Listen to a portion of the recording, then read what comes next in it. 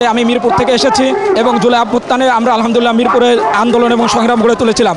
যে আমাদের যে ইচ্ছাটা ছিল সেটা হলো 17 বছরের যে স্বৈরা শাসনের পতন, এটা 5 আগস্টের দিনে আমরা আলহামদুলিল্লাহ নিশ্চিত করেছি ছাত্র জনতার অভ্যুত্থানের মাধ্যমে।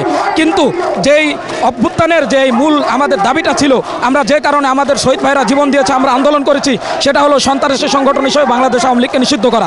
কিন্তু আমরা দেখতে পাচ্ছি অন্তর্বর্তীকালীন সরকার বিপুল পরিমাণ জনসমর্থন নিয়ে ক্ষমতা গ্রহণ করার পরেও এখনো পর্যন্ত আওয়ামী লীগকে সন্ত্রাসী সংগঠন হিসেবে নিষিদ্ধ করতে ব্যর্থ হয়েছে।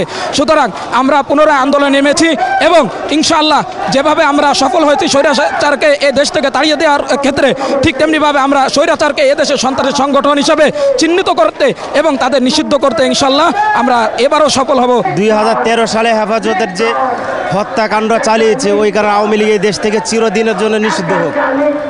এটা আমরা ইসলামী আন্দোলনের পক্ষ থেকে এটা আমাদের দাবি। আমরা রেসপন্স আশা করব, আমরা দেখছি না রেসপন্স কোনো রকম। আমরা চাইবো যে আমাদের গণ অভ্যুত্থান যেই উদ্দেশ্যে হয়েছিল, যে একটা স্বৈরাচার মুক্ত আমরা বাংলাদেশ চেয়েছিলাম এবং আমরা সন্ত্রাস মুক্ত বাংলাদেশ চেয়েছিলাম। আমরা জানতাম না, আমরা এটা আশা করছিলাম না যে একটা সন্ত্রাসকে বিদায়ের জন্য একটা সুন্দর বাংলাদেশে ডক্টর ইউনূসের নেতৃত্বে আমরা যখন একটা সুন্দর বাংলাদেশ কামনা করছিলাম, আমরা এমন অবস্থায় একটা চাই না যে সন্ত্রাসের বিরুদ্ধে, সন্ত্রাসকে নিষিদ্ধ করবার জন্য আমাদেরকে আবার আন্দোলন করতে হবে। কিন্তু আফসোসের বিষয় হচ্ছে, দুর্ভাগ্যক্রমে আমাদেরকে এটা করতে হচ্ছে এবং আমরা আশা করব সরকার পূর্ণ সমর্থন আমাদেরকে দিবেন, কারণ এই অভ্যুত্থানটা কিন্তু আমাদের সকলের ছিল, একেবারে নির্বিশেষে কিন্তু আমরা এই অভ্যুত্থানটা করেছিলাম এবং আমরা সন্ত্রাসবাদের বিরুদ্ধেই কিন্তু স্লোগান উঠাচ্ছি। সুতরাং সরকার আমাদের রেসপন্স করতে বাধ্য। আওয়ামী লীগ এবং ছাত্রলীগ, যুবলীগ, আওয়ামী লীগের যত অঙ্গ সংগঠন এবং আওয়ামী লীগ সকলকে আওয়ামী লীগের জাহিলিয়াতকে নিষিদ্ধ করার দাবিতে এখানে উপস্থিত হয়েছি। জুলাই অভ্যুত্থানের পরে এই বাংলাদেশের একটা নতুন রূপ এসেছে। যারা শহীদ হয়েছেন প্রায় 1,500-এর মতো যোদ্ধা, ছাত্র জনতা, এর পাশাপাশি 30,000-এর মতো আহত, এছাড়াও অনেক পক্ষ রয়েছে যারা এখানে সরাসরি অংশগ্রহণ করেছিল। তাদের নির্বাচিত সরকার এখনো পর্যন্ত আওয়ামী লীগের দৃশ্যমান বিচার করেনি। এই বাস্তবতায় তাদের যে এখানে আন্দোলনে নামতে হয়েছে সন্ত্রাসী সংগঠন হিসেবে আওয়ামী লীগকে নিষিদ্ধ করার জন্য, সেজন্য তারা ক্ষোভ প্রকাশ করছেন। আপনি দেখতে পাচ্ছেন যে এখানে শাহবাগে গতকাল থেকে এই জমায়েত শুরু হয়েছে, এখনো পর্যন্ত এই চলছেই। সারা রাত অবস্থান করেছিল, এখনো অবস্থান চলছে। আপনি জানেন 3টার দিকে এই শাহবাগে গণজমায়েত হবে। এখনো পর্যন্ত আমরা দেখতে পাচ্ছি এখানে ইসলামী আন্দোলন বাংলাদেশ, হেফাজত সহ বিভিন্ন রাজনৈতিক দল, এবি পার্টি এবং আরও বেশ কয়েকটি রাজনৈতিক দল এর নেতা কর্মী যারা রয়েছে, যারা সমর্থক রয়েছে, তারা এখানে জড়ো হচ্ছেন এবং এই জমায়েত ক্রমেই বাড়ছে। আপনারা জানেন যে 3 দফা দাবি জানিয়েছে। সেই 3 দফা দাবি ইতিমধ্যে আপনি বলেছেন সারা বাংলাদেশেও বিভিন্ন জুলাই অভ্যুত্থানের যে স্পট রয়েছে, যেখান থেকে আন্দোলন ত্বরান্বিত হয়েছে, সেসব জায়গায় গণজামায়াতের কথা বলা হচ্ছে। এখান থেকে তারা বলছেন যে যারা এখনও সচিবালয়ে বসে কিংবা নানা স্থানে বসে আওয়ামী লীগকে সেভ করার চেষ্টা করছেন কিংবা আওয়ামী লীগের চ্যাপ্টার রিওপেন করার চেষ্টা করছেন, তাদেরকে তারা হুঁশিয়ারি দিচ্ছেন, সতর্ক দিচ্ছেন।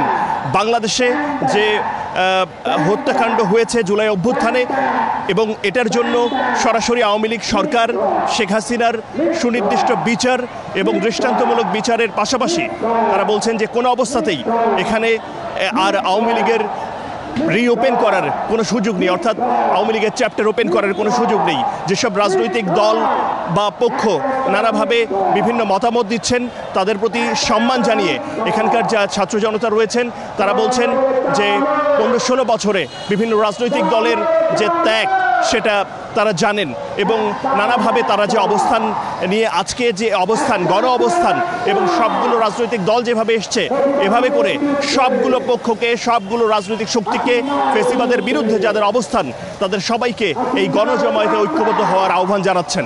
এবং হাসনাত আব্দুল্লাহ আজ একটি বিষয় পরিষ্কার করেছেন যে শুধুমাত্র শাহবাগ ছাড়া ঢাকা শহরের অন্য কোথাও যেন ব্লকেড না হয়, সেজন্য তিনি আহ্বান জানিয়েছেন যে ছাত্র জনতার বিভিন্ন পক্ষ রয়েছে তাদেরকে, বিভিন্ন সংগঠন বা রাজনৈতিক দল রয়েছে তাদেরকে, একই সঙ্গে বিভিন্ন দেশের বিভিন্ন স্থানে যে মহাসড়কগুলো রয়েছে, সেই মহাসড়কগুলোতে যেন কোনো অবস্থাতেই কোনো রকমের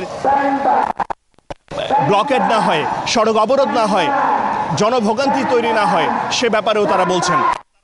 জানাচ্ছেন যে বাধ্য হয়ে সরকার বাধ্য করেছে, অন্তর্বর্তী সরকার তাদেরকে বাধ্য করেছে এই শহীদ কিংবা আহত শহীদের পরিবার কিংবা আহতদের কান্না আর্তনাদ কিংবা আওয়ামী লীগ নিষিদ্ধের যে দাবি সেটা অন্তর্বর্তী সরকারের কাছে পৌঁছায়নি এমন বক্তব্য তারা দিচ্ছে, যে কারণেই তারা বাধ্য হয়ে এই শাহবাগের ব্লকেট কর্মসূচি বা অবরোধ করছেন।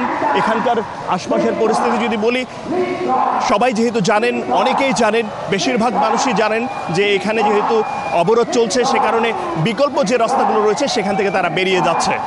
এই ছিল মূলত এখানকার সবশেষ। নিশ্চয়ই পরবর্তী খবরে আপনাদেরকে আপডেট জানাতে পারবো।